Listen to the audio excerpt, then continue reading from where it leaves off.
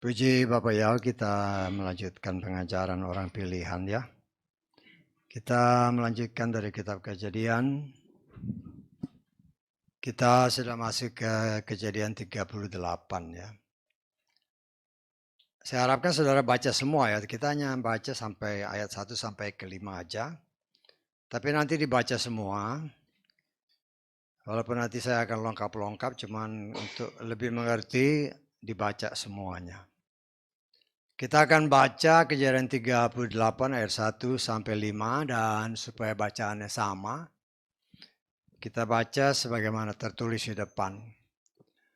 Kita baca bersama 3, 4. Dan terjadilah pada waktu itu bahwa Yehuda pergi dari saudara-saudaranya dan bergaul dengan seseorang, orang Adulam yang namanya Hira. Dan di sana Yehuda melihat seorang anak perempuan dari seorang Kanaan yang namanya Sua. Dan dia mengambilnya serta mengawininya. Lalu mengandung dan melahirkan seorang anak laki-laki dan dia menyebut namanya Er. Kemudian dia mengandung lagi dan melahirkan seorang anak laki-laki dan dia menyebut namanya Onan. Lalu wanita itu tambah sekali lagi dan melahirkan seorang anak laki-laki dan dia menyebut namanya Sela. Adapun Yehuda sedang berada di Kesib ketika wanita itu melahirkannya. Amin. Silakan duduk. Puji Bapak Yahweh, kita mengucap syukur.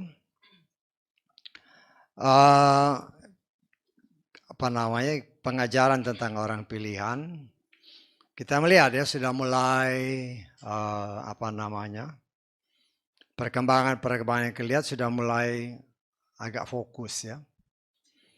Agak fokus dan kita melihat di sini yang ditonjolkan sekarang tentang Yehuda ya, judulnya aja Yehuda dan Tamar. Tapi kalau kita melihat juga mulai terjadi bukan penyimpangan ya, tapi sedikit berbeda dari leluhurnya ya. Abraham ketika memilih istri untuk Yitzhak, dia menyuruh orang mencari pasangan hidup yang berasal dari leluhurnya, ya, dari keluarganya.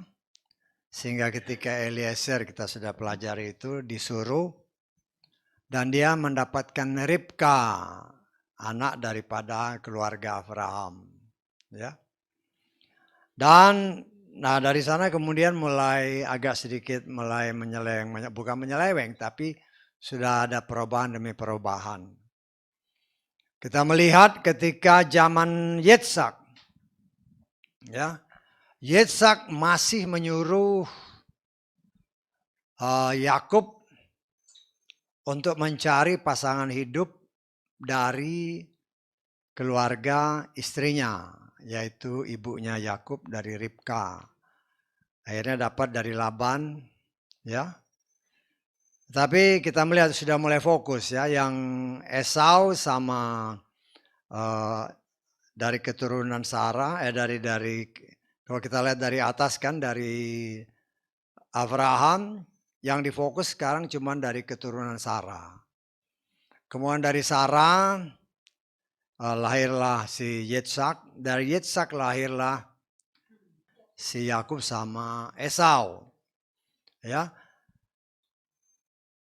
Dari sini kita melihat Esau mulai hilang.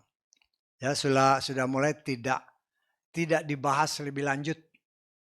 Dan dalam pengajaran ini pun saya agak melewatkan karena dia bukan termasuk orang yang kelak melahirkan sang juru selamat. Ya. Tetapi kita melihat ketika si Yakub disuruh mamanya cari pasangan tetap dari pihak keluarganya, masih ada hubungan, ya.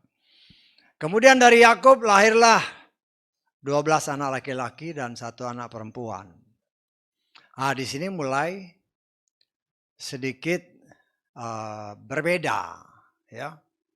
Karena kalau kita lihat dari ayat-ayat pertama tadi, Yehuda yang dari terjemahan Lukas ya, Yehuda yang bersahabat dengan seorang adulam yang bernama Hira, pergi dari saudara-saudaranya, dia meninggalkan saudara-saudaranya, ya.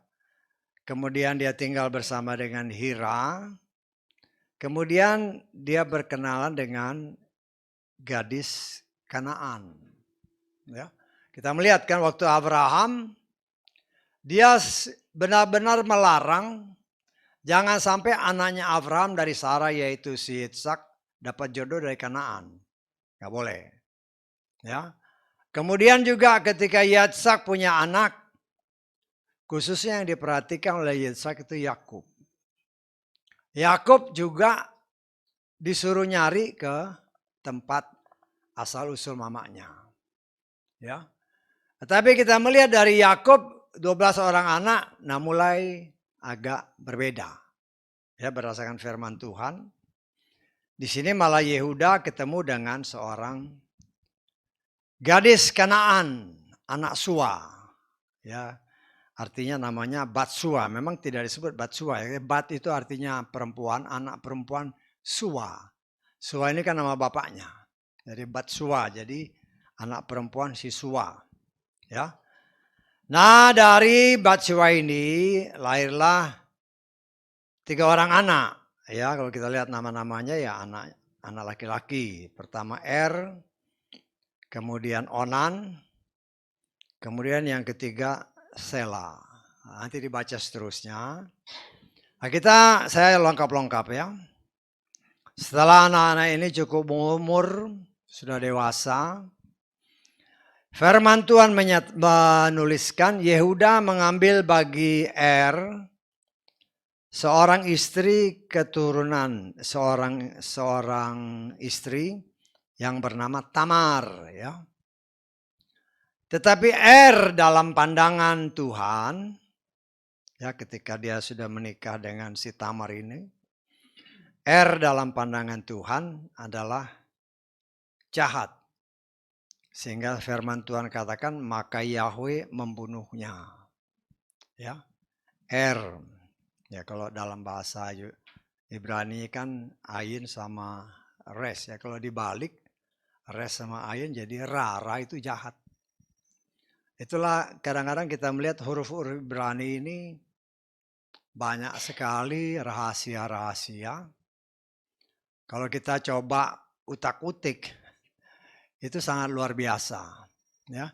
Tetapi kita melihat di sini dari apa yang kita pelajari di sini, mati.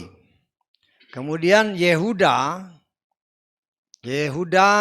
meminta adiknya yaitu si Onan untuk mengawini janda si Tamar, ya, si Tamar. Karena memang berdasarkan tradisi Yahudi, kalau si anak laki-laki kawin, dia tidak melahirkan, belum punya anak, kemudian dia meninggal, maka sebagai suatu tradisi, si janda daripada anak ini harus dikawini oleh adiknya yang laki-laki, supaya membangkitkan keturunan. Nah, itu tradisi mereka ya. Dan kita melihat di sini. Ya, tetapi kalau kita perhatikan juga rata-rata di beberapa tempat termasuk Indonesia ya. Ada juga kejadian-kejadian seperti itu ya. Ya istilahnya kawin turun ranjang ya. Betul, turun ranjang ya. Ya itu menjadi suatu adat kebiasaan ya. Tetapi kita melihat ketika Onan adiknya menikah dengan Tamar, firman Tuhan berkata bahwa Onan ini mengetahui kalau si Tamar ini punya anak, itu bukan anaknya dia. Walaupun benihnya benih dia ya, dia berhubungan dengan Tamar, lahir anak ini dianggap sebagai anaknya si Setanggap. Berdasarkan tradisi ya. Sehingga Onan ya mungkin dalam hatinya dia nggak suka. Sehingga berdasarkan firman Tuhan, Ketika dia menghampiri Tamar, dikatakan dalam terjemahan Lukas, maka pada saat ia menghampiri Tamar, ia selalu membuang air maninya ke tanah. Jadi dibuang. Ini dianggap Tuhan sebagai suatu kejahatan. Karena membuang benih pilihan ke tanah. Dianggap suatu kejahatan dan firman Tuhan menyatakan, Tuhan pun membunuh Onan. Ya. Nah, kalau kita pernah sering kali dengar mungkin dalam istilah-istilah, mungkin termasuk istilah yang umum, kayaknya bukan istilah kedokteran, istilah umum. Onan ya biasa dikenal onani ya kalau perempuan mungkin masturbasi dan ya sejenis itu suatu dalam pandangan Tuhan sesuatu yang tidak baik sehingga Onan ini dibunuh oleh Tuhan. Dan di dalam pandangan Yehuda, anaknya kan dua-dua sudah mati nih. Pertama si kedua si Onan. Nah, dia punya 3 anak kan, yang satu lagi Sela yang masih mungkin belum dewasa. Sehingga dia katakan kepada si Tamar, kamu pulang aja dulu ke orang tuamu. Nanti kalau si Sela udah besar baru dikawinin. Tetapi sesungguhnya dalam hati dia sudah ada ketakutan. Ini jangan-jangan kalau si Sela dikawinin lagi sama Tamar, mati lagi. Nah, pernah kejadian kan dalam kehidupan sehari-hari juga kan? Ya kejadian-kejadian pernah ya sekarang saya dengar lah ya ada orang kawin, setiap kawin si lakinya mati.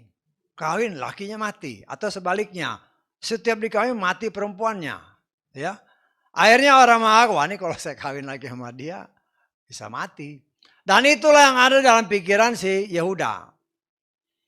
Sehingga ya memang dari satu sisi dia melihat si Sela anaknya yang ketiga ini belum cukup umur untuk dinikahkan. Sehingga dia menyuruh si Tamar untuk kembali dulu kepada orang tuanya. Nanti kalau dia sudah cukup dewasa, maka adalah suatu kewajiban berdasarkan tradisi, si Sela ini harus dikawinkan dengan Tamar. Ya. Tetapi dengan berjalannya waktu sesuai firman Tuhan, ya, istri Yehuda pun akhirnya ya waktu Tuhan dia meninggal. Ya. Sehingga Yehuda ini menjadi seorang duda. Ya. Seorang duda. Dan setelah beberapa waktu berdasarkan, nanti saudara baca ya, saya baca ini semua. Nanti kita melihat apa yang Tuhan mau dari pembacaan kita ini. Ya. Nah, kita melihat di sini, setelah si Yehuda jadi duda, ya, dia jalan-jalanlah sama temennya, sama sahabatnya kan. Sahabatnya dan ya namanya sudah seorang duda sebagai seorang laki-laki yang ya boleh dikatakan masih segar lah ya. Tentunya masih mempunyai kebutuhan biologis yang ya wajar-wajar aja sebagai seorang manusia atau sebagai seorang laki-laki. Sehingga ketika dia melihat dalam pandangannya, ketika dia jalan-jalan sama temannya untuk menghadiri pengguntingan bulu domba, dia melihat di satu sudut ada seorang wanita yang berdasarkan pakaiannya, dia menilai ini seorang pelacur. Jadi dari cara berpakaian seorang wanita dapat dinilai oh ini pelacur. Ya. Kemudian firman Tuhan memang jelas menyatakan Yehuda ya karena kebutuhan biologisnya dia menghampiri perempuan ini tanpa dia mengetahui bahwa orang yang dianggapnya pelacur karena memang berpakaian seperti layaknya pelacur pada waktu itu, ya pakai tutup-tutup segala macam lah. Ya. Dia tidak tahu bahwa orang yang dianggap pelacur itu adalah menantunya, si Tamar. Ya. Si Tamar ini juga pasti dengan sengaja datang ya. Karena dia juga kan pasti menunggu janji bapak mertuanya. Si Sela ini udah besar-besar kok nggak dikasih. Ya. Akhirnya dia menyamar sebagai seorang pelacur dan seizin Tuhan. Saya katakan seizin Tuhan ya. Karena dia si Yehuda ini seorang duda, ya kebutuhan biologis yang ya wajar-wajar aja. Artinya dia kepengen berhubungan dengan seorang wanita dan dia melihat di sana ada seorang pelacur, ya timbullah satu pendekatan dari Yehuda terhadap Tamar. Kemudian terjadilah diskusi ya antara Yehuda dengan perempuan ini yang dia sama sekali tidak mengetahui bahwa itu menantunya. Ya. Dan kita melihat ketika terjadi negosiasi atau kesepakatan, ya Tamar meminta tanda. Apa yang kamu mau bayar kalau engkau mengendaki aku menemanimu tidur? Ya berdasarkan firman Tuhan, janji Yehuda. Berdasarkan firman Tuhan, Yehuda menjawab, aku akan memberikan seekor anak kambing. Tapi kan pada saat itu dia nggak punya kambing. Artinya kan dia kan jalan-jalan nih, mau ketemu sama temannya kan, jadi emang dia nggak bawa kambing. Nah, tapi kan dia harus bayar. Bayarannya berdasarkan Yehuda, dia akan membayar dengan seekor anak kambing. Ya, si perempuan ini setuju. Tetapi sambil menunggu janjinya ini, si Tamar minta jaminan berdasarkan firman Tuhan.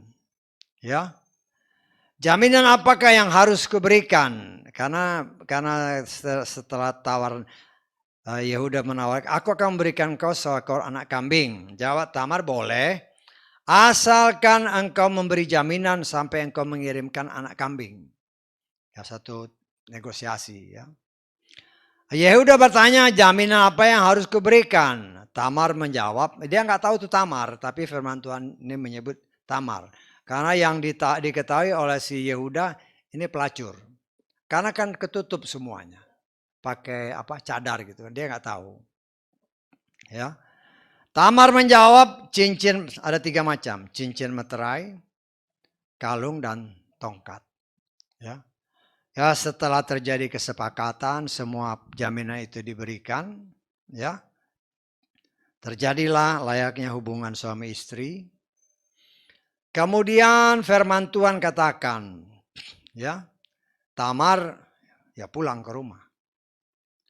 Pulang ke rumah dan Yehuda tentunya ingin menebus barang-barang yang dia jaminkan kepada si perempuan itu. Dia nggak tahu Tamar kan, dia menyanyikan kepada perempuan itu. Dan ketika dia mengutus orang untuk terjadi pertukaran ini, ya, orang-orang ditanya semua. Oh, di sini nggak ada pelacur, ya. Di sini nggak ada pelacur yang seperti apa yang kau katakan, nggak ada di sini. Dari cerita ini kita tahu ya akhirnya ya Yehuda berdasarkan firman Tuhan, ya, aku berusaha mengirimkan anak kambing, tetapi perempuannya nggak ketahuan lagi di mana. Tapi biarlah jaminan ya seolah-olah kan sudah dibayar juga dengan jaminan cincin, kalung dan tongkat. Jadi dianggap ya udahlah, nggak jadi anak kambing, ambillah itu jaminan. Ya, jadi singkat cerita itu sebenarnya sudah selesai. Sudah selesai menurut anggapan Yehuda.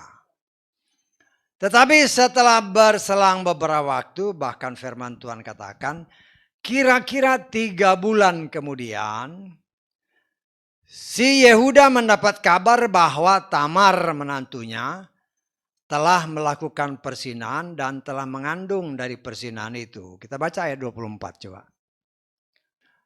Kejadian 38 ayat ke-24. Dan terjadilah kira-kira 3 bulan kemudian dikabarkanlah kepada Yehuda dengan mengatakan, Tamar menantumu itu telah melakukan perzinahan dan juga ternyata dia telah mengandung karena perzinahannya itu. Lalu berkatalah Yehuda, bawalah dia keluar, biarlah dia dibakar. Itu suatu hukum yang pada waktu itu berlaku seperti itu ya. Perzinahan hukumannya mati.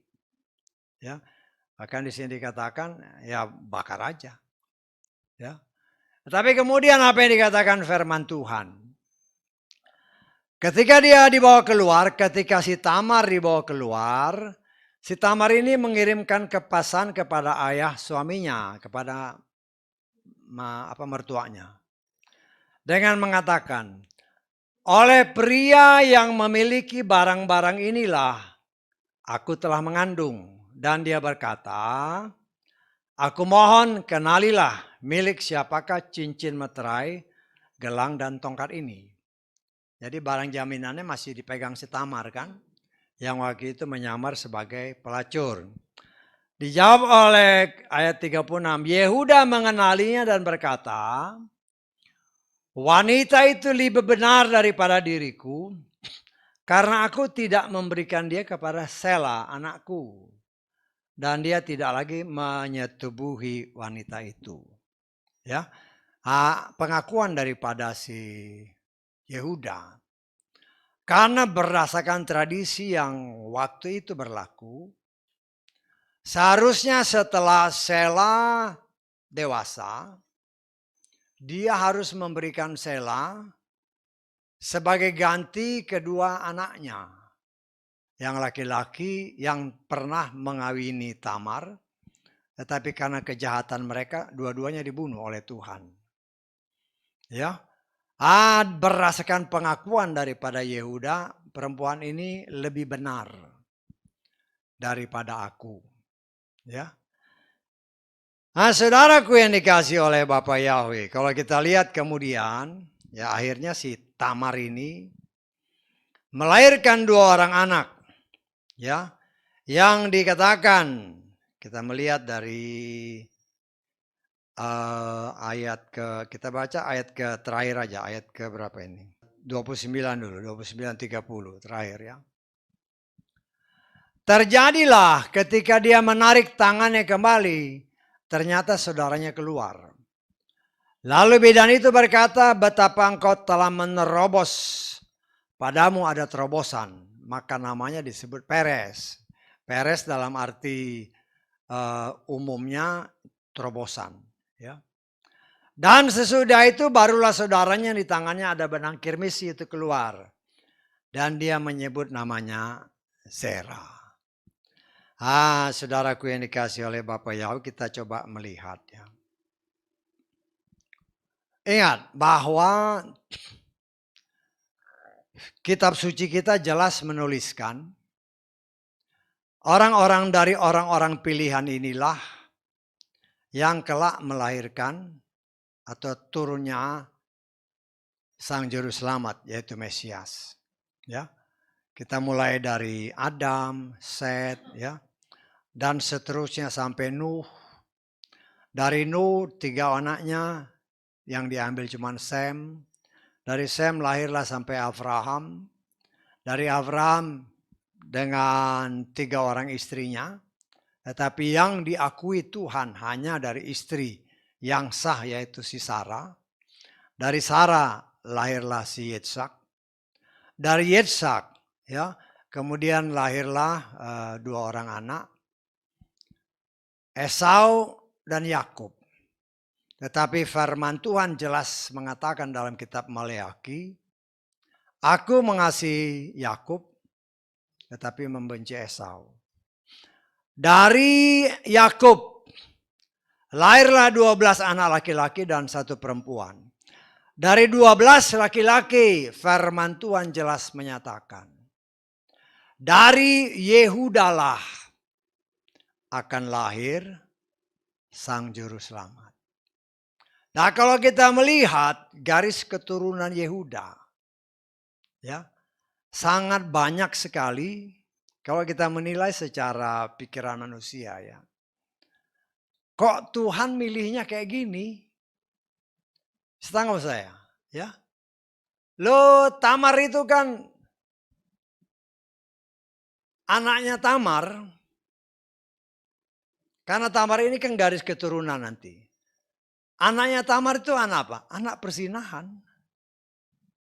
Betul nggak? Itu kan si Yehuda, dia berhubungan dengan, waktu itu dianggap pelacur. Dia menganggap perempuan ini pelacur. Jadi dia berhubungan dengan perempuan ini yang dia tidak tahu itu Tamar. Artinya kita melihat, ya, begitu luar biasanya Tuhan. Kasih Tuhan itu sangat luar biasa. Ya. Kok dari keturunan ini, kalau saya mau katakan ini kan dari hasil perzinahan.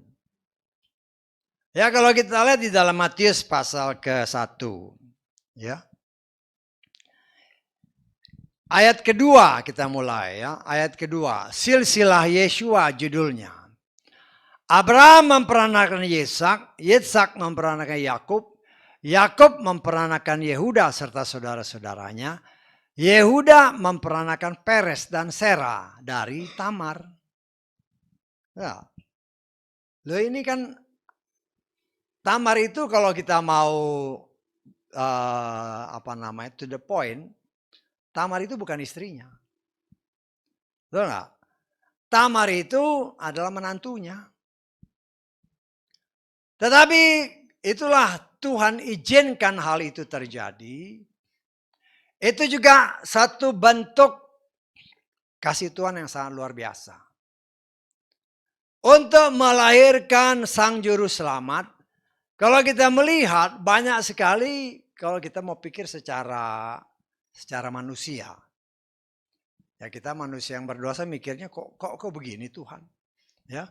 Kalau kita lengkap di ayat ke-5 coba. Salmo memperanakan Boas dari Rahab. Rahab ini siapa? Rahab ini pelacur. Betul nggak? Ya. Kemudian Boas memperanakan Obed dari Rut. Rut ini orang Moab. Rut ini orang Moab. Siapa orang Moab? Orang Moab itu adalah benih keturunan dari Lot dengan anaknya. Bisa nggak? Ya. Jadi kita melihat sangat luar biasa kalau kita coba terus lagi. Obed memperanakan Isai, Isai memperanakan Raja Daud memperanakan Salomo dari istri Uria. Uria dibunuh sama si Daud untuk dapatkan Batseba. Dari Batseba lahirlah Salomo. Saya nggak, Pak? Kita melihat di sini, ya, kita kan secara akal manusia, kita coba lihat positifnya. Kenapa begini? Inilah kita melihat betapa sangat luar biasanya. Tuhan mau kasih lihat kepada kita, orang pilihan yang hidup pada akhir zaman. Betapa benih yang murni yang tadinya ditaburkan atau yang timbul dari si Adam, itu campur baur dengan benih-benih si setan. Sampai saat ini, sampai campur baur dengan keturunan-keturunan sampai melahirkan Yeshua. Ya. Tetapi kita harus ingat satu hal. Kita harus ingat satu hal. Bahwa memang berdasarkan firman Tuhan. Yeshua itu lahir dari keturunan Yehuda. Saya tangkap, ya. Tetapi ingat, Kalau kita baca dalam firman Tuhan, ya kita baca aja ya. Kita lihat di dalam Matius 1 tadi, di ayat ke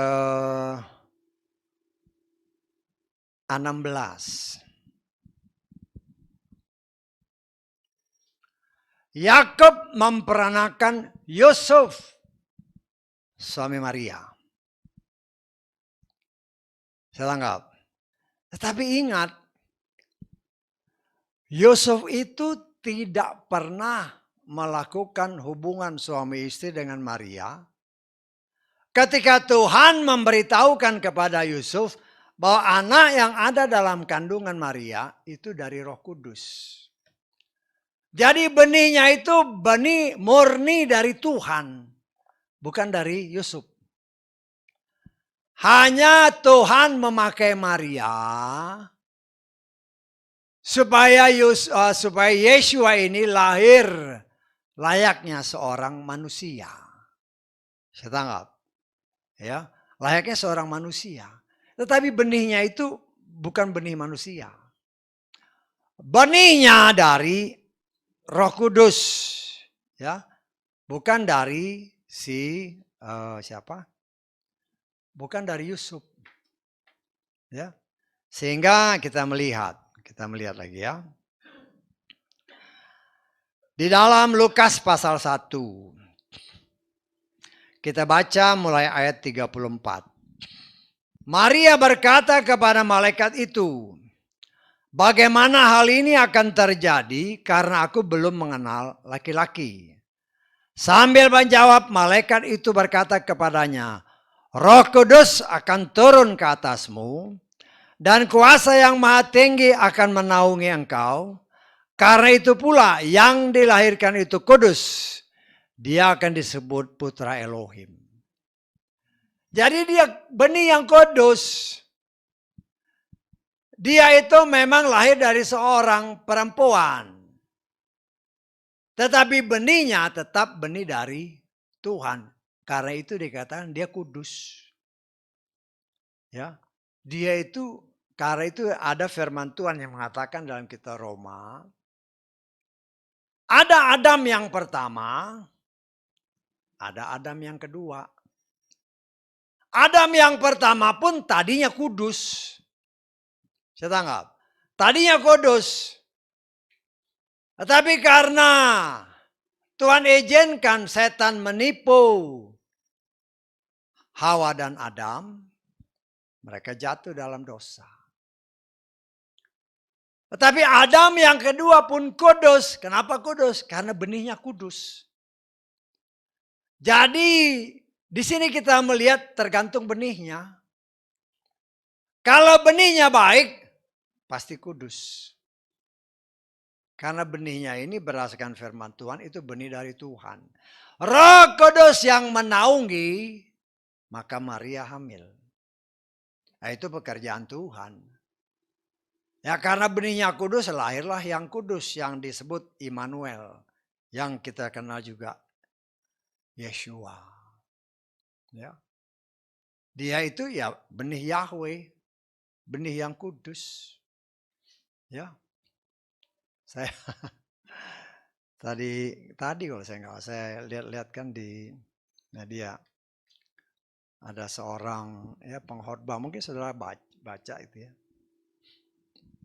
yang cukup terkenal atau yang terkenal lah ya, pengikutnya banyak. Baru dia ngomong, Yesus itu bukan juru selamat. Yesus itu bukan juru. Saya sih mengaminkan, benar katamu. Bagi kita Yesus itu nggak ada artinya. Karena memang Yesus itu nggak ada artinya namanya. Ya, dia ngomong yang juru selamat itu Yahweh. Loh kalau pakai namanya Yesus, Yesus itu bukan Yahweh. Saya tanggap. Tetapi kalau dia pakai nama Yeshua.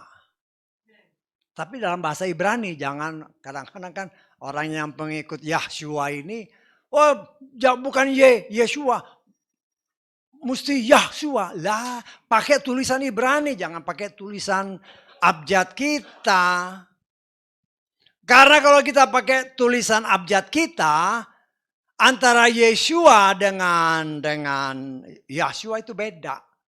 Tetapi kalau kita tulis pakai apa namanya, huruf Ibrani, Yod Sen Waw Ayin, itu Yeshua. Tapi kalau Yod He, nah memang Sin Waw Ayin, nah nilai gematrianya beda. Ya, dengan Yahweh. Karena itu kalau pakai nama selain nama Yeshua, itu tidak sama dengan nama Yahweh. Yod He Waw He. Nah, karena nilai gematrinya beda. Kita sudah belajar kan nilai gematria kalau di total ya Yahweh 8, Yeshua 8. Tapi kalau pakai nama Yahshua, apalagi nama Yesus. Nama Yesus itu bukan nama Ibrani. Dan nama itu tidak ada artinya. Sehingga kalau waktu saya baca itu ya, saya nggak ngikuti, saya baca-baca judulnya aja kan. Yesus itu bukan juru selamat, yang juru selamat itu Yahweh. Loh kalau kau pakai nama Yesus memang betul itu bukan Yahweh. Karena Yesus itu nggak ada artinya dalam bahasa Ibrani. Saya tanggap, ya. Coba saudara iseng-iseng scrolling lah. Ya mungkin saudara udah tahu yang saya maksud itu siapa. Karena itu jelas, dia ngomong. Yesus itu bukan juru selamat, yang juru selamat itu Yahweh. Lah kalau pakai nama Yesus ya memang tidak. Tetapi kalau pakai Yeshua, Yahweh Shua, Yahweh yang menyelamatkan, itu menggenapkan dalam Yohanes pasal 5. Kita lihat ayat 43. Yohanes pasal 5 ayat 43. Dikatakan oleh firman Tuhan, aku telah datang dalam apa? Nama Bapakku. Kalau dalam nama Yesus, nggak ada nama Yahweh, nggak ada nama Bapa di situ. Tapi kalau dalam nama Yeshua, Yahweh, Shua, Yahweh yang menyelamatkan. Jadi dalam nama Yeshua itu ada nama Yahweh. Jadi kalau orang itu bilang Yahweh itulah yang juru selamat, ya memang benar. Tetapi kalau nama Yesus ya, tapi ya itu kan iman orang ya terserah. Ya saya beritakan ini kalau mereka ada yang dengar di luar ya, mereka jadi ngerti. Karena yang ngomong itu termasuk pengkhotbah terkenal di Indonesia. Yesus itu bukan Yahweh. Yahweh lah juru selamat. Loh kalau kau pakai Yesus memang. Saya tanggap.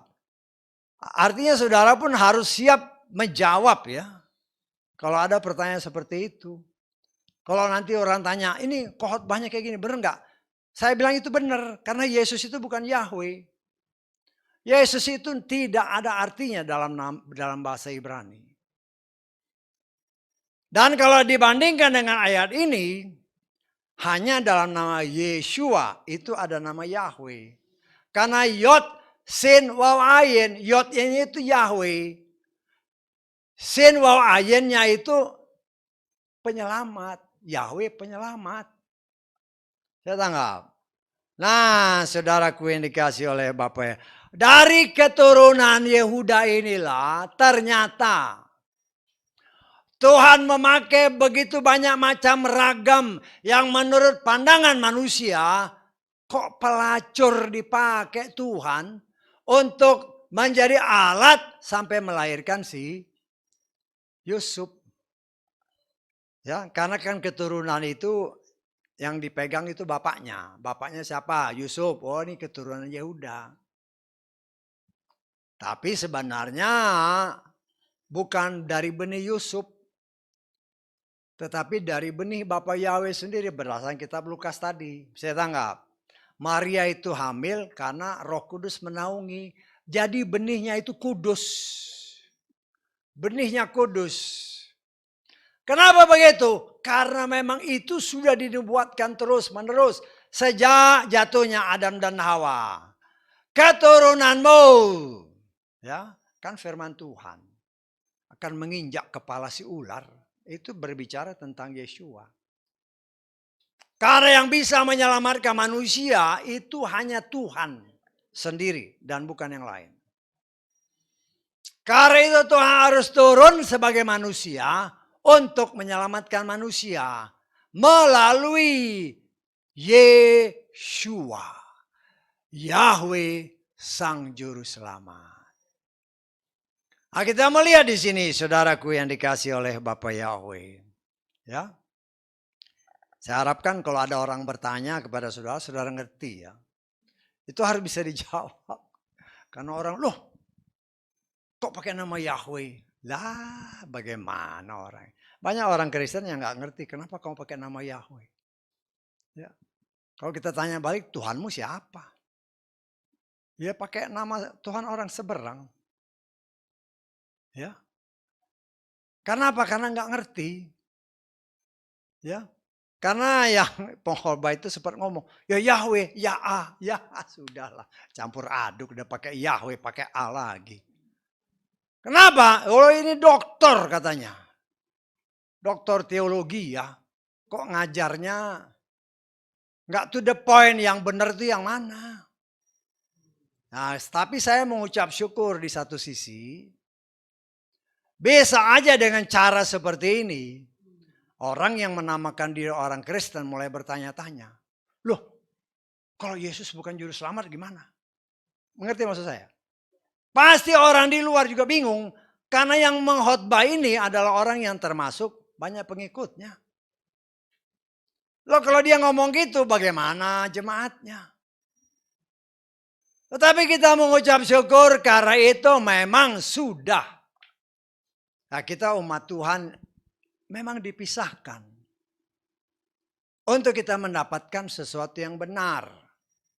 Walaupun jumlah kita ya yang mengagungkan Yahweh dengan sungguh-sungguh kan tidak banyak. Ya di Indonesia aja lah, nggak usah keluar-luar di Indonesia. Yang menyembah Yahweh pun udah mulai banyak juga yang mulai aneh-aneh. Ya. Mulai aneh-aneh. Nah, kayak minggu kemarin kan dikhotbahkan kan. Buku-buku itu mengajarkan. Ya memang bukan dia bercerita tentang Tuhan. Tetapi bercerita tentang yang lain-lain. Karena itu bagi saya sebagai seorang gembala, hal-hal yang tidak perlu, kitab suci kita pun mengajarkan kepada kita, orang yang namanya seperti si Esau sekalipun, itu hanya satu bab aja diceritain. Selebihnya tidak secara detail dia diceritain. Nah, kita harus berani mengambil suatu tindakan. Kalau kitab suci kita yang kita percaya terdiri dari 66 kitab. Sudah dinubuatkan dalam apa yang kita kenal dengan Kakidian ini. Karena Kakidian ini ada dinubuatkan dalam kitab Wahyu. Dan itu pun ada tertulis di dalam tabernakel. Jadi kita tetap berpegang kepada ajaran itu bagi gereja ya. Ingat, orang di luar orang Israel, saya menafsirkan pasti kita disebut orang yang bergereja. Kalau orang Yahudi memang mereka tetap pakai sinagog. Tempat kumpul ya. Nah, di situ ajaran macam-macam dari rabi-rabi, dari Torah ini dicampur lagi segala macam, termasuk Talmud, semua masuk ke sana. Tetapi yang harus kita ingat, mereka ini orang pilihan. Jadi jangan sampai kita menyamakan diri dengan mereka. Nah, itu yang bahaya. Dan itu yang banyak orang mau ikut-ikutan, mau kayak Yahudi. Nggak bisa. Karena memang ada tertulis akan datang waktunya bagi orang Yahudi ini khususnya Tuhan akan memberikan roh yang baru, jiwa yang baru dan menulis Torahnya dalam hati sanubari mereka. Itu nanti terjadi setelah bilangan umat pilihan Tuhan di luar Israel yaitu saudara dan saya genap jumlahnya. Kita mengucap syukur dengan 66 kitab sesuai dengan apa yang dituliskan. Yang dinubuatkan dalam kitab suci kita. Kita boleh semakin hari semakin mengenal dia dengan dalam. Kita melihat Yehuda ini dipakai oleh Tuhan. Tuhan izinkan dia mengawinkan Tamar. Atau dalam tanda kutip memang belum dikawinin ini kan. Betul nggak? Tidak ada secara resmi Tamar ini dikawinin sama si Yehuda. Ada, ayatnya nggak ada. Ya. Walaupun kita bisa menafsirkan Yehuda berdasarkan pengakuannya ini anaknya. Tetapi tidak ditulis akhirnya Yehuda ngawinin menantunya, nggak ada ayatnya. Setangkap saya. Tetapi kita yakin itu anaknya si Peres itu anaknya Yehuda dari Tamar. Ya. Tetapi kalau kita mau jujur tidak ditulis. Ya saya kan hanya bergantung firman. Kecuali kalau firman Tuhan katakan setelah Yehuda tahu Tamar dikawinin, baru saya berani bilang Tamar dikawinin. Tetapi karena tidak ada ayatnya yang menyatakan bahwa memang Yehuda mengakui itu anak dia. Tetapi tidak disebut bahwa Yehuda mengawini Tamar. Nggak ada ayatnya kan? Jadi ya Tuhan izin terjadi seperti itu. Tetapi kita melihat di sini saudaraku yang dikasih oleh Bapak Yahweh. Apa yang bisa kita pelajari dari sini?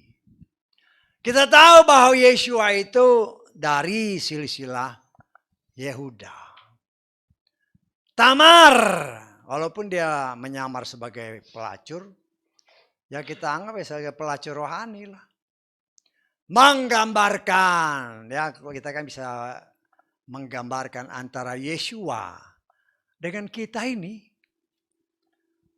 Orang yang sebenarnya tidak ada harganya. Kan pelacur itu boleh dikatakan kalau di luar sana kan anggapan orang itu sampah masyarakat. Orang yang tidak berguna. Itulah gambaran kalau kita mengambil Yehuda dengan Tamar. Gambaran antara Yeshua dengan gerejanya. Ya. Yehuda mau menghampiri Tamar. Tamar bersetuju. Sangat. Tamar bersedia menerima benih dari si Yehuda. Setangkap saya, itu kejadiannya seperti itu kan. Tamar bersedia menerima benih. Tapi dengan jaminan. Minta cincin, minta kalung, minta tongkat. Kalau boleh saya mengartikan, inilah gambaran antara Yeshua sang juru selamat dengan gerejanya, di mana Tuhan mau menaburkan benih kebenaran firman dengan janji, kalau engkau mau menerima benih ini, maka engkau akan diberi. Pertama cincin meterai kan. Kedua kalung. Ketiga tongkat. Apa artinya? Kan gitu kan. Dalam banyak cerita dalam kitab suci. Berbicara meterai. Cincin meterai. Biasanya cincin meterai itu dipakai oleh penguasa. Atau dikatakanlah raja-raja. Sebagai mungkin kalau kita sekarang ini sebagai apa? Stempel. Tapi ya artinya dalam keadaan kondisi sekarang ya untuk bisa lebih jelas lah. Meterai cincin meterai sebagai stempel. Ya, sebagai tanda kepemilikan. Karena meterai itu tanda kepemilikan. Ya, tanda kepemilikan. Kalau gereja mau menerima firman Tuhan, mau menerima benih, mau menerima Yeshua, ada tertulis, maka dia akan memberikan meterai. Kita lihat di dalam haleluya. Kita lihat di dalam apa? Efesus pasal 1 ayat ke-13. Ya, ayat ini sering kita dengar ya. Memang karena kita sedang belajar ini kita harus bisa menghubungkan Bukan mencocok-cocokkan ya, tapi karena oh ini hanya mencocok-cocokkan. Lo sekarang pertanyaan, kalau kau nggak cocokin dengan firman, cocokinnya sama apa? Sering pernah dengar gitu. Oh ini cocokologi, main cocok-cocokkan. Lah pikir pakai hikmat sedikit lah. Kalau engkau tidak mencocokkan dengan firman, sama apa kau cocokkan? Loh kita sebagai anak Tuhan, kita harus bisa mencocokkan segala sesuatu dengan firman yang benar, firman yang murni. Kalau tidak cocok itu harus hati-hati. Bukan main cocok-cocokkan. Ya. Nah di sini dikatakan, di dalam dia kamu yang mendengar firman kebenaran. Injil keselamatanmu di dalam dia pula, karena percaya kamu apa? Telah dimeteraikan dengan Roh Kudus dari suatu janji. Sama seperti si Yehuda tadi. Si Tamar ini percaya bahwa nanti si Yehuda ini, ya dia kan ini saling gak kenal kan. Si Tamar kenal Yehuda, tapi Yehuda gak kenal si Tamar. Karena pakai cadar segala macam. Ya. Nah ini kalau berdasarkan firman ini, kalau kita mendengar, menerima firman, menerima Yeshua sebagai Tuhan dan Juru Selamat, maka dia akan memberikan kita meterai, memberikan tanda kepemilikan, yaitu apa? Roh Kudus. Sehingga inilah yang dikatakan dengan jelas oleh si Paulus dalam kitab Galatia pasal ke-6. Ayat ke-17. Selebihnya, ayat 17. Selebihnya, biarlah tidak seorang pun memberikan kesusahan kepadaku. Kenapa? Karena di dalam tubuhku, aku membawa tanda-tanda milik Tuhan Yeshua. Saudara dan saya ketika kita menerima dia, menerima firman, mau menerima benih, Yehuda menawarkan tawar-menawar dengan Tamar, tawar menerima benih dengan sukacita, dengan jaminan. Kita pun mau menerima benih dari Tuhan, mau menerima firman yang dari Tuhan, maka Tuhan memberikan kepada saudara dan saya tanda meterai kepemilikan, yaitu Roh Kudus. Roh Kudus. Nah, Roh Kudus itu diberikan. Jadi kita ini, walaupun kita kan nggak lihat, tapi ingat itu kan itu alam roh. Kita nggak lihat, tapi setan lihat. Loh, ini ada anak Tuhan. Nah, ini ada cap milik Tuhan. Saya katakan kepada kita semua yang di sini dan semua mereka yang dengar di luar sana. Kalau kita adalah milik Tuhan, yang paling tidak suka adalah setan. Kenapa? Karena setan ketika dia berhasil mengalahkan Hawa, bahkan Adam, maka manusia keturunan sampai saat ini ada dalam kuasanya. Ya. Karena itu apabila orang mau menerima firman, mau menerima Yeshua, sehingga diberi tanda kepemilikan oleh Tuhan, dia nggak senang. Dan Tuhan kasih contoh. Ketika Tuhan memberikan contoh bahwa ketika dia memperlihatkan kepada kita semua sebagai contoh, dia pun harus memberikan teladan sebagai manusia yang dilahirkan dari seorang perempuan. Walaupun benihnya kudus. Kan Yeshua tadi katakan kan. Firman Tuhan katakan bahwa Roh Kudus menaungi Maria. Tetapi kan wadahnya tetap perempuan kan. Tetap si Maria. Ya. Nah kita melihat dari firman Tuhan. Ya. Kenapa Yeshua kasih contoh seperti itu? Kita lihat dalam Mazmur 51. Ayat ini ayat ke-7 ya. Lihatlah dalam kesalahan aku diperanakan. Dalam dosa ibuku mengandung aku. Tuhan mau kasih lihat. Seorang manusia yang dilahirkan oleh seorang ibu yang berdosa. Ada, kalau saya boleh katakan dalam tanda kutip, ada kecemaran di sana. Karena itu Yeshua kasih contoh. Ya, dia sebagai manusia yang lahir dari seorang ibu. Maka dia pun kasih contoh, dia harus dilahirkan kembali melalui baptisan. Saya tangkap. Itu untuk kasih contoh, dia dilahirkan kembali. Karena itu setelah dia melakukan apa yang Tuhan perintahkan, ada tertulis, inilah anakku yang kukasihi, kepadanya lah aku berkenan. Satu hal yang harus kita ingat baik-baik.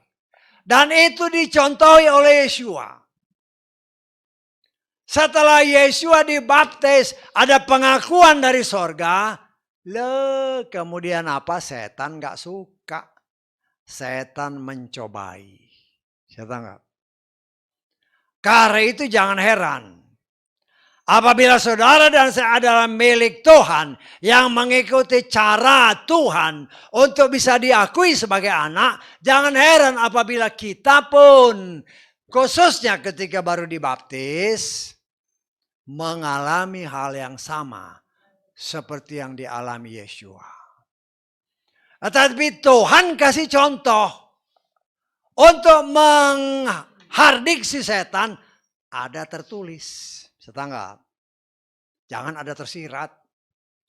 Ya, saya dengar di luar, pakai tersirat itu pembodohan. Kalau bilang tersirat, kalau ngomong yang benar aja, kalau saya sih sering bilang, ya saya tafsirkan, saya nggak mau bilang tersirat.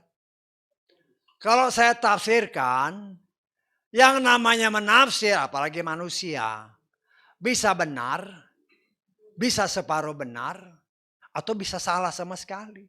Tapi saya bilang kan saya tafsir. Saya tahu nggak? Tapi kalau ada tersirat, seolah-olah Tuhan ngomong yang tahu itu hanya dia. Itu yang bahaya. Karena itu di tempat ini saya tidak pernah mau mengajarkan tersirat. Yang ada hanya tertulis. Atau kau bilang ya saya menafsirkan begini. Karena tafsiran itu bisa benar, bisa separuh benar, bisa salah. Saya tanggap. Tetapi selama yang ditafsir itu tetap dalam koridor firman, saya percaya tidak mungkin salah 100%. Hanya mungkin tidak benar 100%. Saya tangkap. Karena kan kita tafsir. Ya. Nah, di sini kita melihat. Materai adalah tanda kepemilikan. Ketika gereja, Tamar berbicara gereja. Ketika gereja mau menerima firman, maka diberi tanda kepemilikan. Ini milikku. Ya kita nggak lihat, tapi setan lihat. Setan sama saya.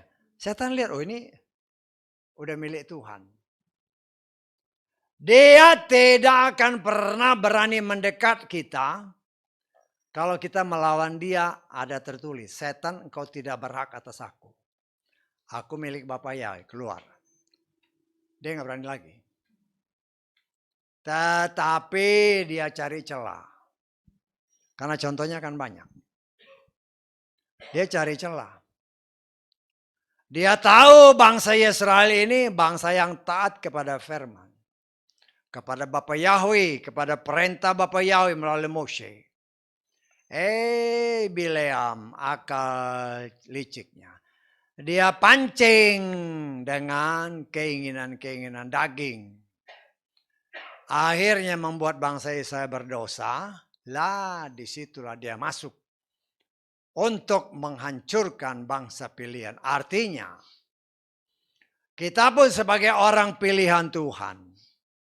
Selama kita hidup di dalam firman, setan tidak akan pernah bisa berbuat apapun kepada kita. Tetapi setan mencoba dengan caranya menarik kita keluar dari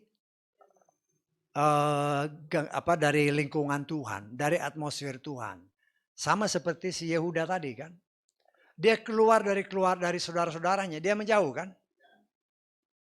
Sehingga Tuhan izinkan ini semua terjadi. Tapi kita melihat di sini, Tuhan izinkan hal itu terjadi, kita melihat. Mulai terjadi perubahan-perubahan dari Abraham, dari Yetzak, dari Yakub, dari anak-anak yang mulai terjadi. Kawin main dengan bangsa yang lain. Nah itu Tuhan izinkan terjadi, itulah yang saya katakan. Benih yang murni mulai tercampur dengan benih-benih yang tidak murni. Firman Tuhan menyatakan, ketika nanti kita belajar tentang Yusuf, ketika Yusuf berhasil menjelaskan mimpi daripada si Firaun, maka Firaun melepaskan cincinnya, menaruhnya ke dalam jari daripada Yusuf. Artinya Yusuf diberi kuasa, diberi tanda bahwa dia yang menjadi penguasa di Mesir. Dan kita melihat saudaraku yang dikasih oleh Bapa Yahweh, Yehuda pun bukan saja memberikan materai, tetapi kalung. Ya. Yang namanya kalung pasti dipakai untuk dipamer-pamer. Betul nggak? Ibu-ibu. Kita kan nggak mungkin pakai kalung, terus pakai jas lagi kan nggak mungkin kan. Kalau perlu pakai baju yang sedikit terbuka, sehingga gak kelihatan gantungan emasnya. Wah, permatanya luar biasa. Untuk diperlihatkan kepada semua orang, dia punya sesuatu yang patut dibanggakan. Ya tentunya pasti untuk memamer kekayaan. Ya untuk dikasih lihat orang kan.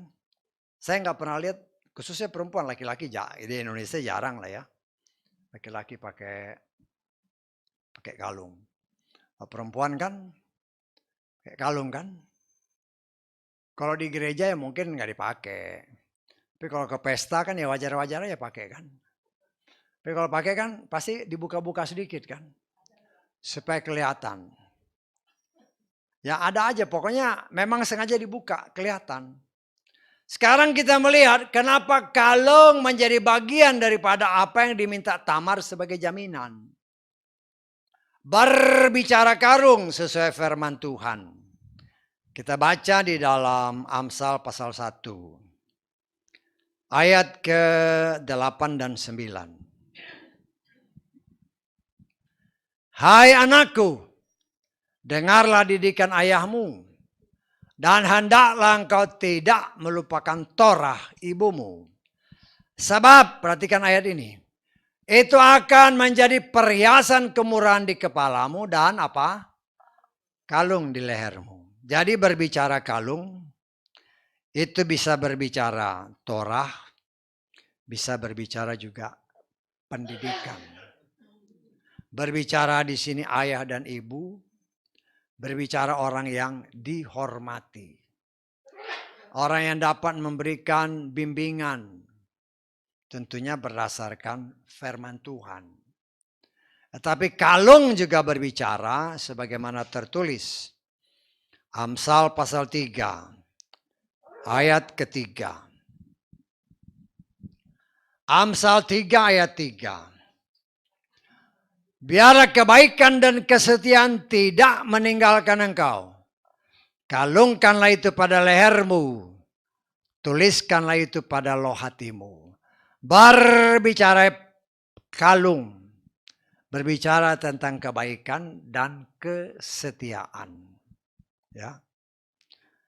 Tuhan menghendaki saudara dan saya sebagai gerejanya, sebagai miliknya. Untuk memperlihatkan kebaikan kepada semua orang. Kebaikan yang tulus ya, bukan kebaikan yang pura-pura. Ya. Walaupun kadang-kadang orang Ya mungkin di gereja lah ya. Kalau ada firman yang dibaikkan kebaikan habis gereja nih, habis bubar nih. Wah kelihatan, biasanya mukanya cemberut. Kok nih sekarang kok baik banget. Nah, kalau baiknya seterusnya ya itu yang memang Tuhan kehendaki. Tetapi kalau baiknya itu pura-pura, lah ini yang bahaya. Kita bisa berpura-pura di depan manusia. Tetapi kita tidak bisa berpura-pura di hadapan Tuhan. Karena tidak ada sesuatu yang tersembunyi di hadapan Tuhan. Tuhan melihat semua.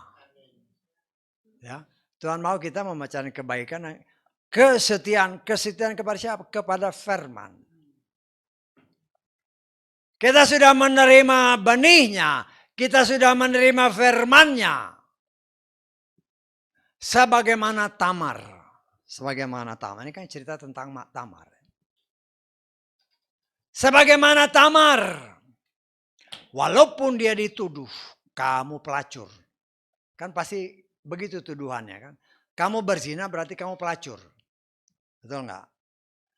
Tetapi walaupun itu sudah keluar tuduhan seperti itu. Bahkan dari mertuanya. Bahkan mertuanya bilang bakar dia.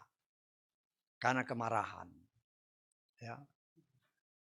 Tapi ketika Yehuda sadar kemudian dia mengaku itu anaknya. Dengan penuh kasih sayang saya menafsirkan. Tamar. Walaupun tidak ditulis bahwa dia dikawini oleh Yehuda. Tetapi dengan penuh kasih sayang dia merawat bayi yang dalam kandungannya. Saya tanggap. Ya. Benih yang ditaburkan oleh mertuanya dia pelihara dengan sungguh-sungguh.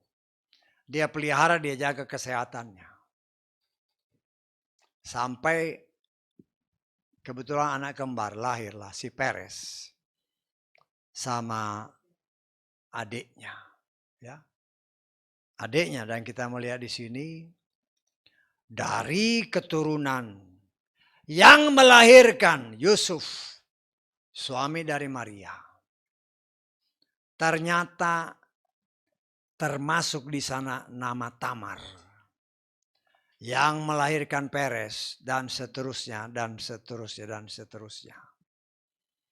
Kita melihat betapa luar biasanya Tuhan. Tuhan tidak melihat latar belakang manusia. Setahu saya. Dalam pandangan manusia. Ya jangan Tamar lah. Kalau Tamar ini kan dia menyamar jadi pelacur. Tetapi yang jelas-jelas firman Tuhan katakan pelacur yaitu Rahab. Rahab itu jelas-jelas dikatakan dia pelacur. Tetapi kita melihat di sini. Berdasarkan tradisi Yahudi mereka menafsirkan. Bahwa si Rahab ini kawin dengan salah seorang dari 2 orang yang diselamatkan. Yaitu pengintai-pengintai Israel. Kan 2 orang yang mengintai Jericho kan. Nah, salah satunya kawin sama Rahab. Kita melihat. Dalam pandangan secara luar, Rahab ini pelacur. Tetapi kenapa Tuhan pakai dia, bahkan namanya tertulis bahwa dari dialah lahir keturunan-keturunan sampai kepada Yusuf. Artinya Tuhan mau memperlihatkan kepada saudara dan saya sebagai gereja yang mau menerima firman, kalau kita benar-benar mau hidup di dalam Tuhan, Tuhan sanggup merubah kita. Walaupun di dalam masa perubahan, mungkin manusia nggak bisa terima. Saya tahu, umpamanya kita dalam kalangan umum, kita dikenal orang yang kurang baik lah. Kurang baik. Kemudian orang itu masuk gereja kan. Mulai orang mencibir dalam hati. Biasanya nggak terang-terangan. Mencibir dalam hati. Ya. Tetapi bagi Tuhan, contohnya kan ada. Antara siapa? Pemungut cukai dengan orang Farisi. Sama-sama masuk sinagog. Orang Farisi dengan gagahnya berdiri di depan. Mungkin dekat mimbar. Pemungut cukai di pojok. Dalam pandangan orang semua, khususnya orang Farisi, itu sampah. Sampah. Tetapi firman Tuhan mengatakan bahwa walaupun orang Farisi berdoa dengan sangat luar biasa, menurut pandangan manusia. Dan si orang pemungut cukai itu hanya berdoa, Tuhan, ampuni aku orang berdosa. Firman Tuhan jelas mengatakan, doa pemungut cukai lebih diterima dari orang yang sombong, si orang Farisi. Jadi pandangan Tuhan terhadap manusia secara umum seringkali sangat berbeda jauh pada sesuatu objek, katakanlah manusia, yang menurut kita mungkin orang ini sudah tidak mungkin lagi diperbaiki, sehingga harus disingkirkan. Tapi kasih karunia Tuhan, Tuhan punya berbagai macam cara. Walaupun orang ini mungkin sudah disingkirkan oleh banyak orang, tapi karena gerakan Tuhan, dia bisa berani datang ke gereja. Tapi bagaimana sikap kita? Kita sebagai orang pilihan pun ya kita harus koreksi diri. Kita tuh belum tentu lebih baik dari orang lain. Kalau ada orang yang katakanlah menurut pandangan seseorang, enggak mau ngapain dia ke gereja. Karena ada ini saya harus katakan juga lah, ada gereja yang punya prinsip seperti itu. Orang ini kelihatannya kelakuannya nggak bagus. Ada yang ngomong, gereja ngomong, kamu jangan ibadah dulu. Sampai dibandang cukup baru boleh masuk. Ya, saya dengar sendiri orang yang ngomong, kita nggak boleh ke gereja dulu Pak. Nanti kalau sudah oke baru ke gereja. Lah, Yesus berkata yang butuh pengobatan itu orang sakit. Bukan orang sehat. Loh kalau orang yang dianggap berdosa jangan ke gereja dulu. Bagaimana dia bisa sembuh? Saya dengar itu saya sedih. Saya pikir kok gitu ya. Kenapa saya tahu ya? Karena orang dekat saya ya saya tahu. Dia cerita. Sedih saya kok gereja berkelakuan seperti itu. Justru orang yang terpuruk seperti itu, ayo datang ke gereja. Karena sepatah kata ada tertulis Matius 8 ayat 8. Sepatah kata apabila firman itu bekerja akan sanggup memulihkan siapapun sesuai kehendak Tuhan. Loh kalau dia di luar sana ya hancur, tambah hancur. Walaupun mungkin ibadah secara online ya. Mungkin ibadah secara online. Ya mungkin dia dengerin juga. Tapi nggak apa-apa. Biar dia tahu. Saya sedih dengar orang seperti itu. Ngomong seperti itu. Gerejanya melarang. Karena dianggap ini nggak benar. Jadi jangan ke gereja dulu. Kan kasihan. Orang seperti itu justru harus ke gereja. Karena di gereja air terus mengalir. Kotoran yang mungkin keras semakin disodok sama air terus. Pasti bersih. Lah pikiran-pikiran seperti itu yang harus kita dimurnikan cara berpikir kita. Memang secara akal manusia kelihatannya hebat. Oh hebat gerejanya. Orang yang ini jangan ibadah dulu, biar dia benar dulu, baru ke gereja. Lah gimana ini? Dan disinilah kita melihat Tuhan mengajarkan saudara dan saya supaya Torah, supaya kebaikan itu dikalung, dikasih lihat sama orang bahwa kita ini hidup sebagai pelaku firman, bukan diumpetin. Setan kamu saya. Semua yang tadi dikatakan dalam Amsal 1, Amsal 3 kasih tunjuk sama orang. Kasih lihat bahwa Torah itu hidup di dalam aku. Aku hidup sebagai pelaku Torah, aturan, ketetapan, dan perintah Tuhan. Sehingga kita bisa berbangga hati oleh kasih kemurahan Tuhan kalau kita memelihara dengan setia aturan, ketetapan, dan perintah Tuhan. Maka firman itu yang akan terus menerus memurnikan saudara dan saya. Kenapa? Berbicara tongkat, berbicara kuasa. Ya kalau lihat-lihat secara umum kan umpamanya ABRI lah biasanya. ABRI itu setiap pemimpin pasti punya tongkat kecil kan. Itu tanda kekuasaan. Tanda kekuasaan untuk dia bisa memimpin. Saudara dan saya pun sedang dipersiapkan untuk menjadi raja. Diberikan tongkat, diberikan kuasa untuk apa? Nanti memerintah bersama dia. Bukan setahun 2 tahun. Ya. Kita ini hidup berapa lama sih? Sekarang yang paling tua di sini kan Pak Simon hampir 88. Nanti itu 1000 tahun kita memerintah bersama dia.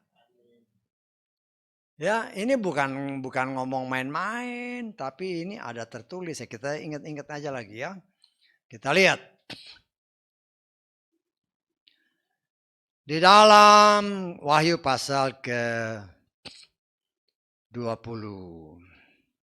Kita baca ayat ke-4. Tapi kalau saudara, itu judulnya aja Kerajaan 1000 tahun. Kita mengimani itu ya. Kita mengimani, kita diberikan tongkat untuk ini.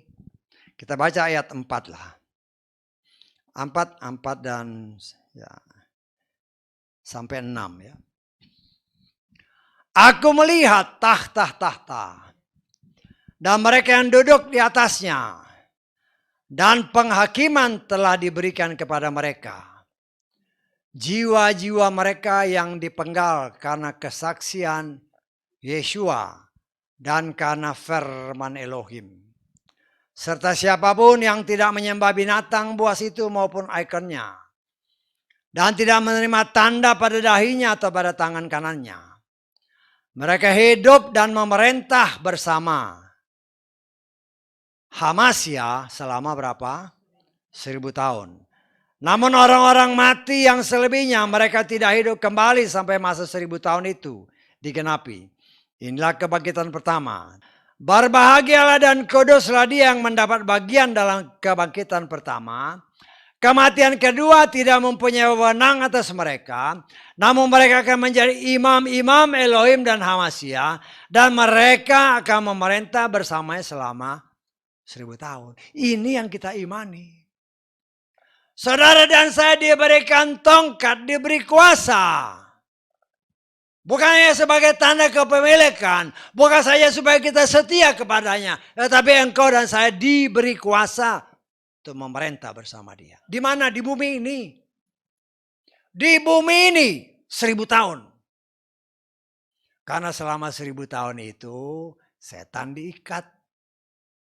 Selama 1000 tahun bumi seolah-olah semua baik. Karena setan kan diikat. Berdasarkan firman Tuhan, nanti saudara baca. Ya.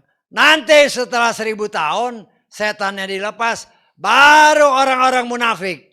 Karena berdasarkan firman Tuhan, ketika 1000 tahun pemerintahan itu, orang yang umurnya 100 tahun, dia mati, itu dianggap mati muda.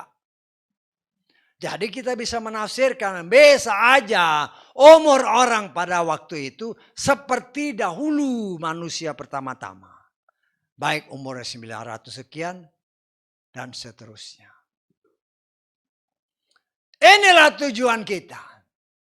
Saudara dan saya oleh Yeshua diberi jaminan. Ini materai, ini kalung, ini tongkat. Kalau kita setia memegang semua itu. Engkau dan saya dipersiapkan menjadi raja-raja di bumi ini. Karena itu saya mengajarkan kepada saudara. Jangan mengimani kau hidup hanya satu kali. Kan banyak dunia mengatakan kan, kita hidup satu kali saja lah, itu iman dunia. Iman kita, kalau toh sebelum masa pengangkatan, Tuhan karena sudah kangen, dia membawa kita pulang dulu. Kita pulang.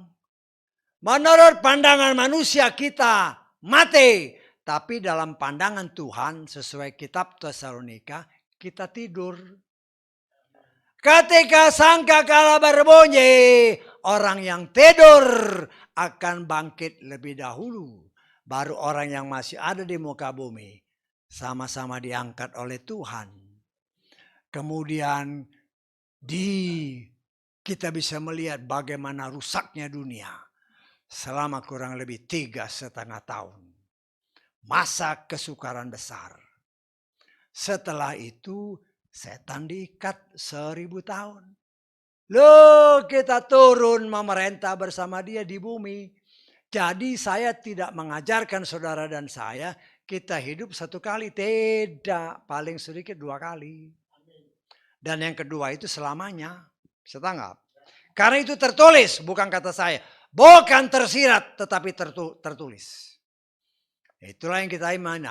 Jadi kita sebagai anak Tuhan, sebagai orang pilihan Tuhan, harus mengerti rencana Tuhan yang luar biasa.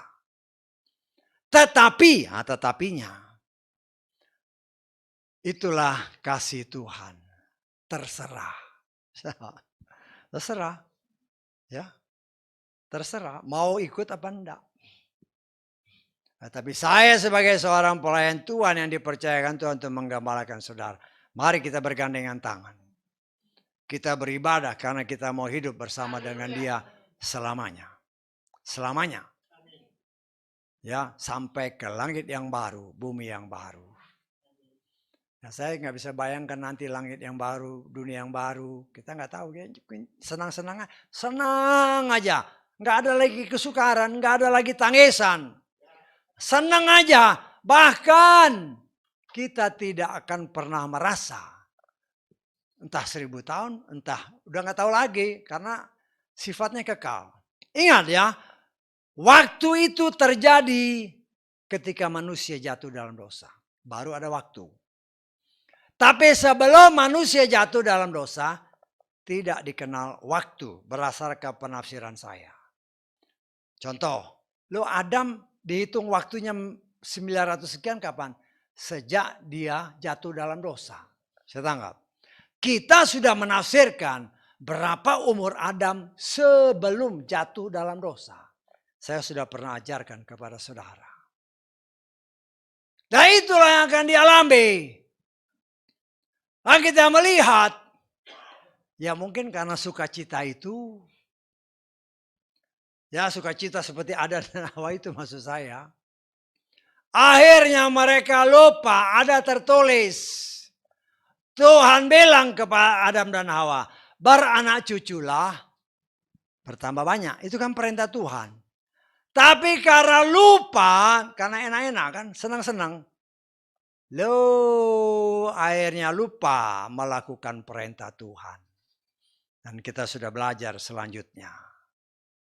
Tapi itu harus diingat-ingat. Ya. Sehingga kalau itu kan penafsiran. Tapi saya percaya itu ada dasarnya. Jadi kalau orang tanya dasarnya ini. Oh nggak bisa, ya terserah kamu nggak percaya itu urusanmu. Seperti saya ceritakan tentang Adam, Kain. Kain itu bukan anak Adam. Banyak orang yang nggak percaya, nggak apa-apa. Saya tidak peduli, tapi saya percaya ada tertulis. Ada anak Tuhan, ada anak setan. Dari mana anak setan? Oh orang bilang, oh itu sifatnya. Nggak percaya, terserah. Tetapi saya percaya yang namanya anak setan tidak mungkin diselamatkan. Karena itu ada tertulis. Ada yang dipilih untuk diselamatkan. Tapi ada yang dipilih untuk dibinasakan sama seperti binatang. Apakah Tuhan berbicara itu? Asal ngomong, saya percaya tidak. Tapi oleh kasih kemurahan Tuhan kita belajar dan terus belajar. Dan saya percaya kalau saudara dan saya bersikap seperti Tamar, mau menerima benih yang berasal dari Tuhan, maka 3 hal yang dijanjikan, baik itu meterai, baik itu kalung, baik itu tongkat, pelihara dengan sungguh-sungguh. Karena dengan semua kelengkapan itu, Tuhan mempersiapkan saudara dan saya sebagai generasi-generasi yang kelak memerintah bersama Dia. Haleluya, amin.